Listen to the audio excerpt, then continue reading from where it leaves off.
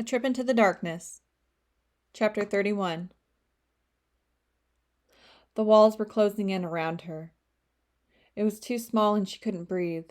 She had to get out, but she was trapped. There was nowhere to go. He has me. I failed and he has me. Fear squeezed her heart and she tried to breathe, but she couldn't. He was there in front of her, and his hands were at her throat. She tried to fight him, but he was so strong, and he wanted her to die. No, no, stop. I can't breathe. Please, you have to stop. No matter how hard she tried, she could not get the words out. She didn't have any air. He was killing her for her sins. He was ready to drag her to the hell she deserved. She wasn't ready to die. Please stop. Please. Tilda. Mallory, baby girl, you're okay. Please wake up. The sound of his voice and his strong arms around her awoke her from her nightmare. Her eyes flew open, and she found herself still screaming. It took more effort than she would have anticipated to make herself stop. As she lay there in Andres' arms, it took her a minute to escape the fear that was still consuming her. His strong energy flowing into her body helped calm her down and bring her back to reality. Lying her head on his chest, she continued to cry silent tears. She should be dead. She deserved to be punished. Hush, Beauty, you're safe. You're safe, baby girl. No one will hurt you again. She wanted to believe that. Having him hold her made her feel safe, and she never wanted to leave his embrace. With him so close, his blood seemed to sing to her. Moving her head, she nuzzled his neck as her mouth started to throb. Yes, sweet girl, drink from me. His words of encouragement were all she needed as she opened her mouth and took his throat. Bliss filled her body and chased away the nightmares and her insecurities. With his warm substance flowing into her, she felt incredible and strong. The ache in her body quickly turned to a burning need. She needed him inside of her. She needed him to make her feel good and to forget all the wrongs and mishaps in her life. As she drank from his neck, her hands moved around his naked torso. He felt so good, and she wanted all of him to herself. Moving a hand down to his pants, she found his hard dick ready for her. With a moan, she straddled his hips while maintaining contact with the latch at his neck. She started moving on top of him. She had nothing on under her nightie, and she could feel her wetness soaking into his sweatpants. Rubbing herself against his length, she heard him hiss, and his energy spiked. Yes, this is what we both need, she thought. Reaching down, she worked to pull his pants out of the way so she could get his hard, long length. His hand shot out and grabbed her wrist that was trying to pull the sweatpants away from his dick. Wait, baby girl, you're high on bloodlust, he rasped from underneath her. Mallory didn't know what he was implying as she growled against his throat and tried to move her hand that was still grabbing at his pants. The first time I take you, I don't want you to be out of your mind with bloodlust, Mallory. She broke her latch at his neck and sat up on his body. She hurt and she needed him inside of her. Why was he denying her? Mallory, look at me. I want you so badly, but not like this, he told her while looking at her face. Anger and rejection went through her as she realized what he was saying. He didn't want her. Fresh tears burned her eyes as she moved off his body and jumped out of the bed. Standing in the pale moonlight, she tried to calm her emotions and her out-of-control libido. Get out, she whispered, staring out the bay windows in her room. Mallory, Andre started to say, but she didn't want to hear his weak excuse as to why he didn't want nor crave her as she did him. Get out, she screamed as her hands went to her face, trying to block everything out. His touch, his smell, the lingering nightmares that were so close to her consciousness. She heard him sigh and the sound of the bed rustling as he made his way out of the bed and stood up. Sleep well, my sweet dream, she heard him whisper before he left her room and moved to the other side of the house. He had rejected her. She had been ready to jump his bones and take everything he had to offer, and he had told her no. No one in her entire adult life had had the strength to tell her no when she wanted their body. She'd always taken what she wanted and then walked away, yet Andres had denied her, and it felt like she was going crazy. When she heard his bedroom door open then close, a sob escaped her and she ran to the bathroom. Once inside, she turned on the lights. Grabbing the sink for support, she looked up at herself in the mirror. She saw her reflection staring back at her. Her eyes were big, and there was blood on her neck. Looking more closely, she could see wounds scraping up and down her throat that were already healing. Realization dawned onto her then that she must have clawed her neck in her sleep while she tried to remove the hand that had been grabbing and choking her in her nightmare. She was a mess. No wonder he didn't want her. Taking a deep breath, Mallory tried to calm herself. What was she doing? Why did she need him so badly when he didn't need her back? Turning on the water, she found a washcloth and put it under the warm stream. After it was wet, she brought it up to her neck and wiped away the blood, finding her wounds already disappearing. She was a fucked up murderer. With a sigh, she dropped the rag into the sink and shut off the water. Making her way back out to the bedroom, she still ached because of her lust. Getting into bed, she thought about trying to touch herself, but she wondered what the point was. She didn't deserve to feel the release her body desperately craved. She didn't deserve the breath that continued to fill her lungs. She was a lost cause, and even Andres could see that. Closing her eyes, she hoped that sleep would claim her soon, so she wouldn't have to toss and turn with her nightmares for too long. Tilda.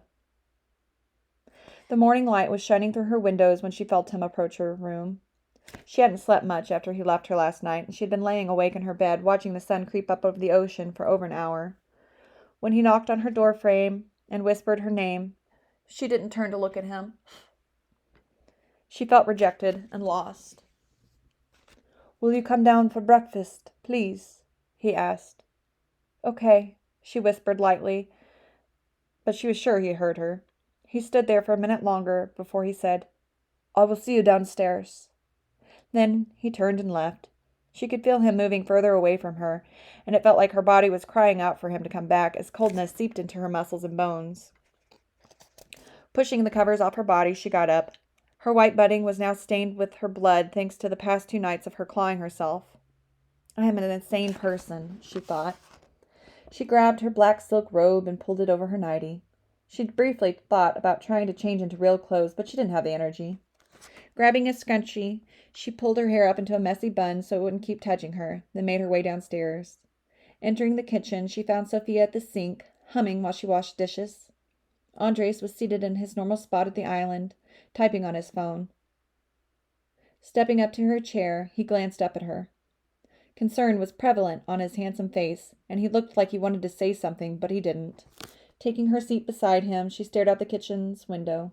Sophia turned around and smiled before she greeted her. Mallory tried to smile back, but it felt strained and almost painful. Andres made her a plate of food and poured her a glass of orange juice. She did not look at him as she started to eat.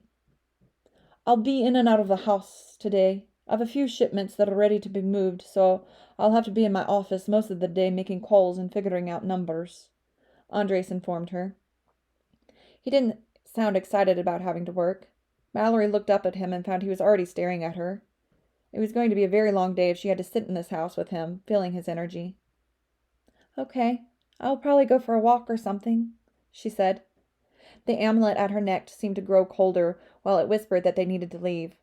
Looking away from him, she stared back out the windows at the sun.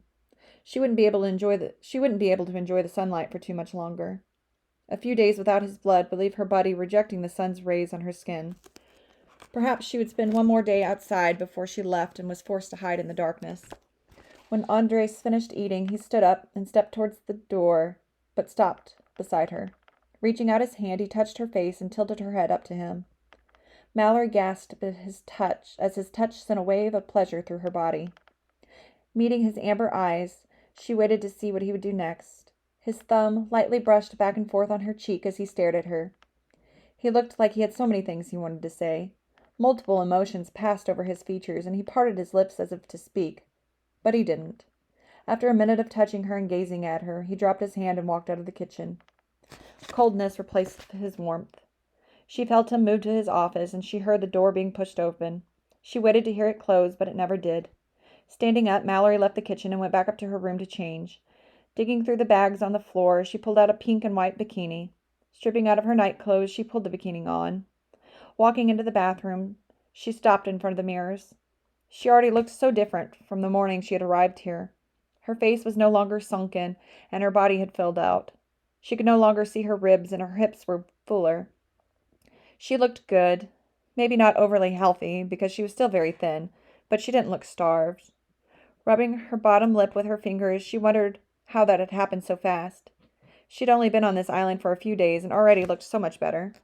She wished she could have gained more weight before she left.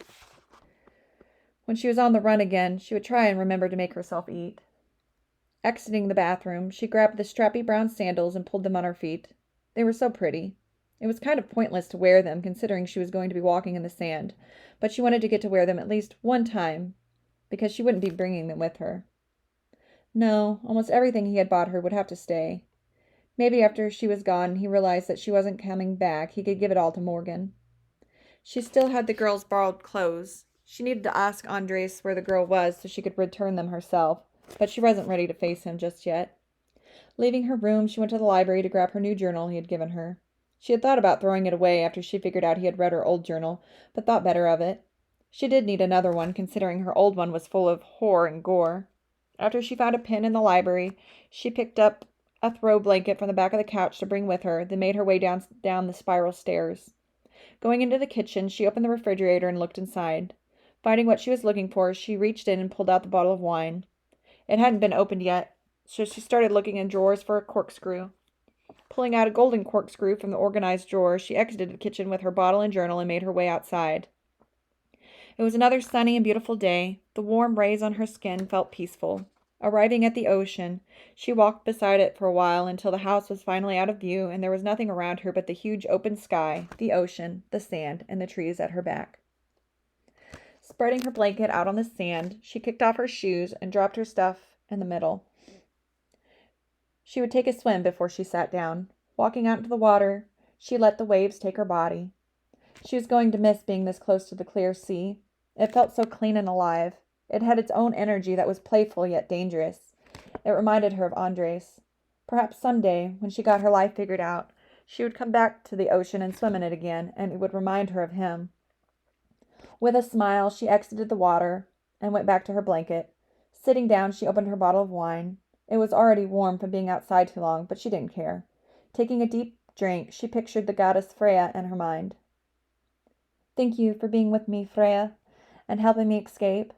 Thank you for keeping me alive and aiding me on my journey. I pour this out to you as an offering and ask that you continue to aid me on the rest of my quest. Mallory dug a small hole in the sand beside her and dumped the bottle of wine into it. She hoped the goddess wouldn't mind that she had taken the first drink. Her mom used to always take a bite of the chocolate she gave to Odin as an offering. Picking up her journal, Mallory opened it to the first page. Her pen hovered over the paper as she tried to decide what she should write. Deciding to go with what was in her head, she lowered the pen and started.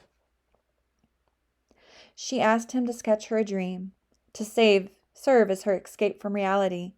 He replied with the smile of a lover, Darling, I can do you one better. I will craft you a heaven with elements so comforting that you can rest your tired soul and heal your broken heart.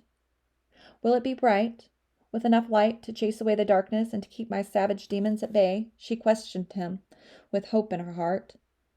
My beauty, my divine, my truest love, it will be everything you could ever desire and everything I could possibly ever give you, he told her as he caressed her face with a gentleness that was as light as a feather.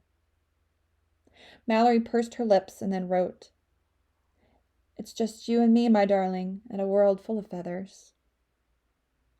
Sitting there on her blanket under the sun, Mallory continued to fill the pages within her journal with little poems and her occasional thoughts. She wanted the start of this journal to be light and playful, because she knew before long the entries would turn dark and sinister as she slipped back into her bloodlust. Time passed, and she sat her journal down and laid on her blanket so she could soak up the sunlight. The rest of the day flew by in a breeze. She fell asleep on her blanket, and when she awoke, she went back into the water. When the sun was high in the sky, she felt hungry and assumed it was lunchtime. Slipping back on her shoes, she left her things and went into the house. Sophia had made sandwiches. Mallory grabbed one and then opened the fridge for another bottle of wine. Running up to the library, she grabbed a book and went back outside. Sitting back down, she ate her sandwich and then opened her wine. Drinking straight from the bottle, she read the book she had brought with her. The afternoon progressed, and she played in the ocean many more times until the sun started getting low in the sky. When Mallory started picking up her things to head back into the house, she felt both happy and sad. Happy that she had gotten one more day to lounge on the beach and play in the water, and sad because she might never have another day like this ever again. She took her time walking back to the house. Going to her borrowed bedroom, she dropped her stuff and changed. Looking in the bag, she found a tiny silver dress that was low cut and way too short. Pulling it onto her body, she then grabbed the black and red stilettos and slipped them on. Picking up the bag with cosmetics, she went to the bathroom and dusted her eyes with dark eyeshadow and then put on mascara before letting her hair down and shaking out her locks into waves. Taking a step back, she looked hot. She'd never worn an outfit like this before, and it was nice getting to experience it at least once in her life. The amulet at her neck was on display and looked daunting wrapped around her throat. Touching it, she could feel the thing whisper that it was time they left. Dropping her hand from the cold thing, she looked away. Walking back into her room, she could feel Andres' energy moving around downstairs. It was past 5 o'clock, so he should be done working for the day. When she heard the water turn on in his room, she figured he was taking an evening shower. With a deep breath to center herself, Mallory made her way down the stairs, then to his side of the home.